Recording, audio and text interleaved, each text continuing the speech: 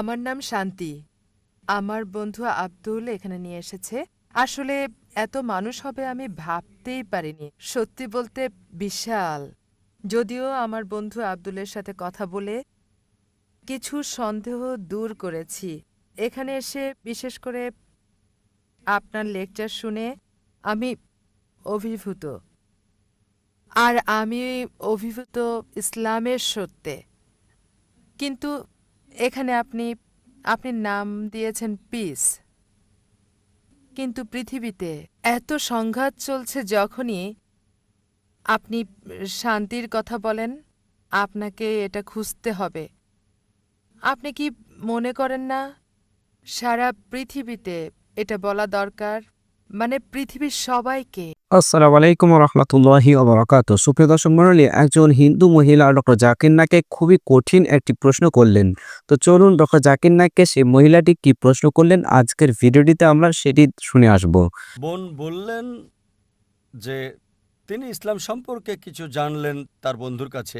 তিনি এই লেকচারে এসে দর্শক দেখে মুগ্ধ আর অভিভূত বিষয়গুলো জেনে আমার বক্তব্যে, এবং বললেন আমাদের কি উচিত নয় শান্তির কথা বলা পুরো পৃথিবী জুড়ে, সারা পৃথিবীতে বড় পরিসরে। বোন, যদি সত্যি ভালোবাসা নিয়ে আলোচনা, আমার আলোচনায় মুগ্ধ হন, আমি বলবো, আমি অনুরোধ করব আল্লাহর কাছে নিজের ইচ্ছাকে সমর্পণ করার এই ধর্ম গ্রহণ করতে। যদি ঈশ্বরের কাছে নিজের ইচ্ছাকে সমর্পণ করার এই ধর্ম আপনি গ্রহণ করেন, তবেই সত্যিকারের শান্তি পাবেন।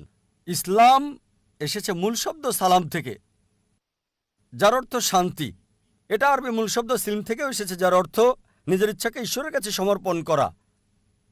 আর সবচেয়ে ভালো উপায় হচ্ছে নিজের ইচ্ছাকে ঈশ্বরের কাছে সমর্পণ করা। অন্যদের কাছে পরে যাব, প্রথমে আমি আপনার প্রতি আগ্রহী বোন, সরাসরি, কারণ আপনি প্রশ্ন করেছেন। প্রথমে আমি চাইব আপনাকে শান্তিতে আনতে। তাই আমার অনুরোধ, যদি নিজের ইচ্ছাকে সমর্পণ করার বিধান গ্রহণ করেন এবং শান্তির মধ্যে আপনি আসেন। সারা বিশ্বকে বৃহৎ পরিসরে শান্তির কথা বলা, এটা একটা প্রদর্শনী, একটা সম্মেলন। শান্তি ইসলামের লক্ষ্য। আমরা এমন আয়োজন করে থাকি, আর এটা হলো চতুর্থ আয়োজন। এমন আরেকটা বোম্বেতে 2 মাস আগে হয়েছিল, 23শে নভেম্বর থেকে 2রা ডিসেম্বর পর্যন্ত বোম্বেতে। আর এখানে যা দর্শক দেখছেন, শেষ দিনে অনেক অনেক গুণ বেশি ছিল, 2 লাখের মতো। যদি এই দর্শক আপনাকে আকৃষ্ট করে, হয়তো 10,000 বা 15,000, সেটা ছিল 20 গুণ বেশি বোম্বেতে। আমার শেষ দিনের লেকচারে 2 লাখেরও বেশি। বিষয় ছিল শান্তি, মানবতার সমাধান, বা ইসলাম কি মানবতার সমাধান। আর আমি আপনার সঙ্গে একমত, এটা খুবই কম। 10,000, 15,000, 2 লাখ ছিল বোম্বেতে, খুবই কম সংখ্যা। এটা আমাদের উচিত এটা পৃথিবীতে প্রচার করা বৃহৎ পরিসরে। এই কারণে 2 বছর আগে আমরা একটা চ্যানেল চালু করেছি আর নাম দিয়েছি পিস টিভি।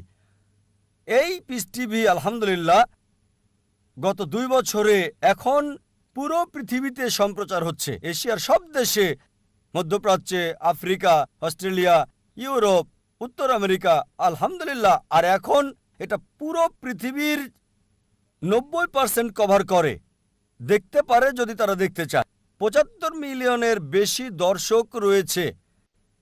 এটা সবচেয়ে বেশি দর্শক সমৃদ্ধ ইসলামিক চ্যানেল আলহামদুলিল্লাহ।